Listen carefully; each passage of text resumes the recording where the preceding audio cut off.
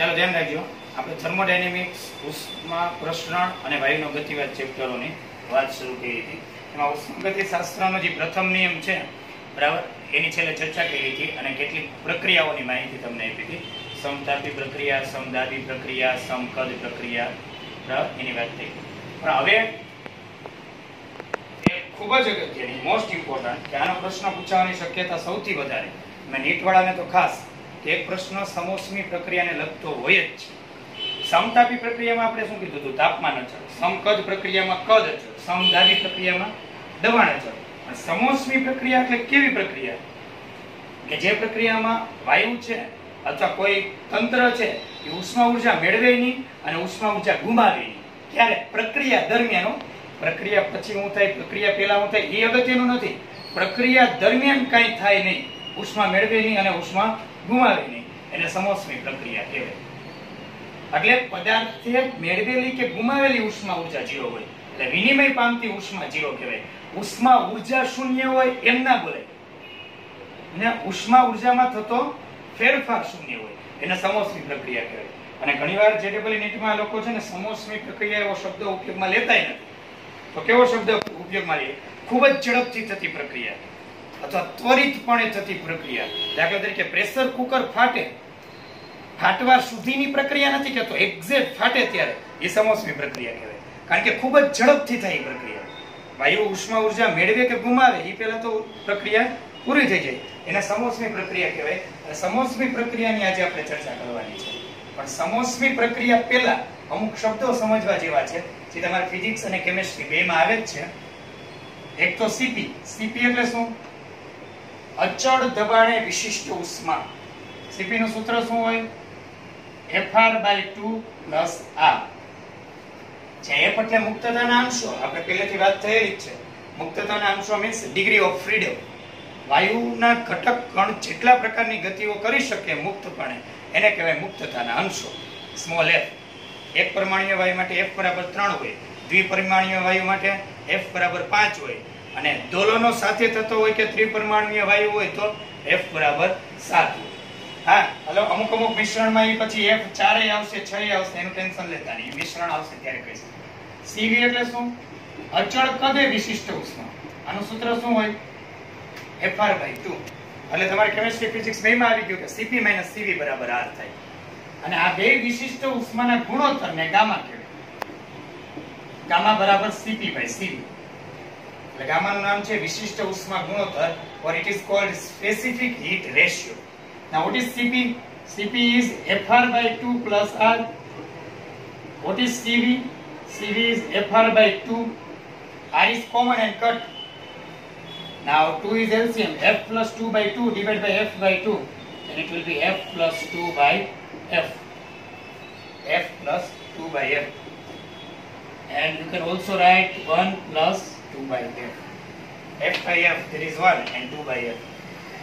ચાલો, હવે અલગ અલગ વાયુઓ માટે ફરી પાછી આપણે વાત કરી લઈએ. એક પરમાણુય વાયુ માટે, એક પરમાણુય વાયુ માટે શું આવશે ભાઈ? એક પરમાણુય વાયુ માટે ફરી પાછી એકવાર લખી જ દઉં છું તમને.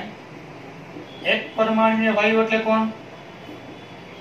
હિલિયમ, નિયોન, આર્ગોન, આ બધા He, Me, Ar, એ બધા એક પરમાણુ પોતે જ ઘટક કણ હોય, એને બરાબર એક પરમાણુય વાયુ કહેવાય. એમાં F બરાબર કેટલા હતા? આપણે યાદ કરો. F બરાબર કેટલા લખાવ્યા હતા? 3. F3 લખો અહીંયા, એટલે Cp શું આવશે? 3R/2 + R, 5R/2. જો જેડબલ નીટમાં ક્યારે તમને મુક્તતાના અંશો Cp, Cv કે ગામા આપવાના નથી, એ ખાલી વાયુ જ કહેશે. વાયુ ઉપરથી તમને ખ્યાલ આવવો જોઈએ. એટલે જો Cp Fr/2 + R અને 5R/2. Cv F ની જગ્યાએ 3 મૂકો, એટલે Cv 3R/2. અને Cp/Cv કરો એટલે ગામા મળે. ગામા કેટલો મળશે? 5/3. દ્વિપરમાણુય વાયુ હોય તો દ્વિપરમાણુય વાયુ. દ્વિપરમાણુય વાયુ એટલે કોણ? કે જેના બે પરમાણુ ભેગા થઈને એક અણુ બનાવે. દ્વિપરમાણુય વાયુ. એમાં F કેટલા આવશે? 5. યાદ કરો. 3 રેખીય ગતિના બે ચાર્જ ગતિના એટલે F કેટલા આવશે 5 એને રિજિડ રોટેટર એટલે દ્રઢ અણુ પણ કહી શકાય દ્રઢ અણુ Cp F બરાબર 5 મૂકો 5r/2 + r it is 7r/2 Cv 5r/2 ગુણોત્તર લ્યો ગામા 7/5 ગામા = 7/5 પછી ત્રિપરિમાણીય એટલે અથવા દોલનો સાથે હોય તો એ લખતો નથી પણ કહી દઉં તમને f ની કિંમત 7 મૂકો 7r/2 + r એટલે 9r/2 આ 7r/2 અને બેનો રેશિયો આવશે 9/7 એટલે આ યાદ રાખજો ખાસ આની ક્યાં જરૂર પડશે બરાબર એ કહું તમને હવે સમોષ્મી પ્રક્રિયા હવે વાત થઈ ને કે ભાઈ સમોષ્મી પ્રક્રિયા સમજવા માટેની આ વાતચીત ચાલે છે સમોષ્મી પ્રક્રિયા ધ્યાન રાખજો મોસ્ટ ઇમ્પોર્ટન્ટ છે જેડબલ્યુ માટે નીટ વાળા માટે તો ખાસ એક એમસીક્યુ તો એમાંથી આવશે મેં તમને કીધું હતું ને આ 3 ચેપ્ટરના ટોટલ ઓછામાં ઓછા 5 એમસીક્યુ તમને પૂછાવાના છે અને જૂના પેપરો તમે જોઈ લો એટલે તમને ખ્યાલ આવી જાય ગયા વર્ષે 5 પ્રશ્નો હતા આ ત્રણેય ચેપ્ટરના છે ઓકે ચાલો ધ્યાન રાખજો સમોષ્મી પ્રક્રિયા સમોષ્મી પ્રક્રિયા એટલે ઇંગ્લિશમાં એને કહેવાય એડિયાબેટિક પ્રોસેસ એડિયાબેટિક પ્રોસેસ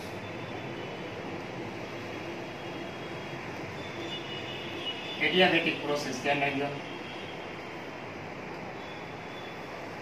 સમોષ્મી પ્રક્રિયા એટલે કેવી પ્રક્રિયા કે જેમાં Q બરાબર 0 હોય Q એટલે મેળવાતી કે ગુમાવાતી ઉષ્મા 0 અને Q બરાબર 0 થાય ને ભાઈ તો ડેલ્ટા E બરાબર -W થઈ જાય કેમ ડેલ્ટા E નું સૂત્ર શું હતું Q - W Q બરાબર 0 લ્યો તો ડેલ્ટા E બરાબર -W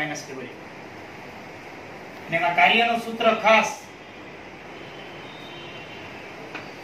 E2 V2 P1 V1 by 1 - gamma અથવા આ μr T2 આ μr T1 μr common μr T2 - T1 by 1 - gamma અને આ પ્રક્રિયામાં P V T ત્રણેય બદલાય ધ્યાન રાખજો ત્રણેય બદલાશે P V T ત્રણેય બદલાશે આમાં અચળ શું હોય Pb ગામા બરાબર અચળ એટલે તમે લખી શકો P1 V1 ગામા બરાબર P2 V2 ગામા એક કામ કરો P ની જગ્યાએ μr/T/v લખી શકાય કે નહીં μr/T/v μ નો અર્થ તો અચળ જ હોય તો T/v અહીં v ની ગામા ઘાત છે 1/v એટલે જો આ શોર્ટકટ છે બધા Tv ગામા -1 બરાબર અચળ સમોષ્મી પ્રક્રિયા એટલા માટે જ અગત્યની છે આનો સંબંધ જ બધા વિચિત્ર છે તમે આમ લખી શકો તો આમાં P અને T વચ્ચેનો સંબંધ મેળવવો હોય તો v ની કિંમત મૂકીએ v ની જગ્યાએ લખો μr/T/v μr તો અચળ T ની ગામા ઘાત છેદમાં P ની ગામા ઘાત તો P ની ઘાત કેટલી થશે ઉપર એક ઘાત છે P ની 1 - ગામા T ની ગામા બરાબર અચળ એટલે P1 1 - gamma into T1 gamma બરાબર P2 1 - ગામા T2 ગામા સમજાય છે અને ઘણીવાર પ્રશ્નમાં કેવા પૂછે ખબર દાખલા તરીકે મેં તમને પ્રશ્ન પૂછ્યો એવી રીતે સિમ્પલ પ્રશ્ન પહેલા શરૂઆતમાં લઈ લો કોઈ વાયુ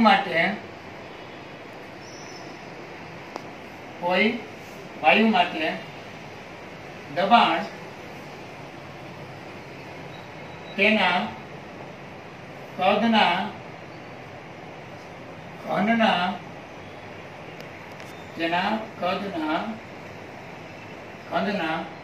વ્યસ્ત પ્રમાણમાં હોય તો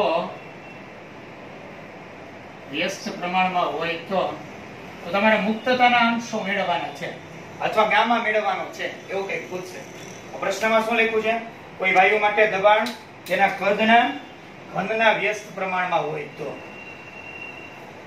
ક્વેશ્ચન છે એટલે પ્રશ્નમાં તમને એવું કીધું છે P ચલે છે 1/v³ ઘનના અને વ્યસ્ત પ્રમાણ આપણે ઓરિજિનલ સૂત્ર શું છે? p અને v વચ્ચેનો સંબંધ અહીં જોવો છે.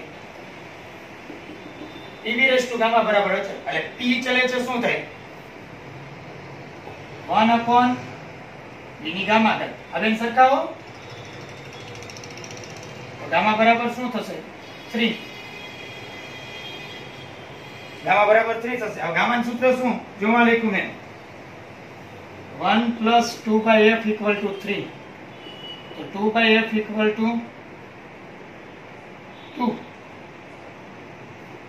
f equal to કેટલા આવશે? 1.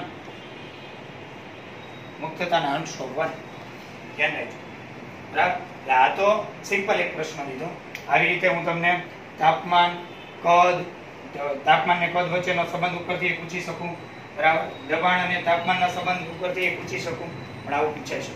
એટલે નોંધી લેજો, બધા લખી લેજો. કઈ પ્રક્રિયા છે ભાઈ?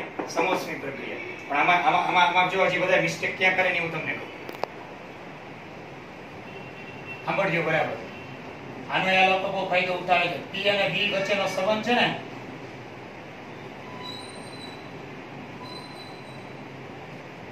આ બે આલેખ મેં તમને આપ્યા. p અને v ના આવા સંબંધ વાળા.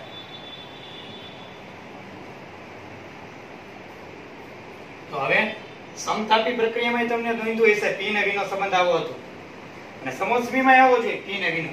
આ બે ભેગી પ્રક્રિયા હોય ત્યારે આમાં કોણ સમોષ્મી છે કે કોણ સમતાપી એ કેમ ખબર પડશે? જો સમતાપી હોય તો વાંધો જ ના હોય, કારણ કે દબાણ અચળ હોય.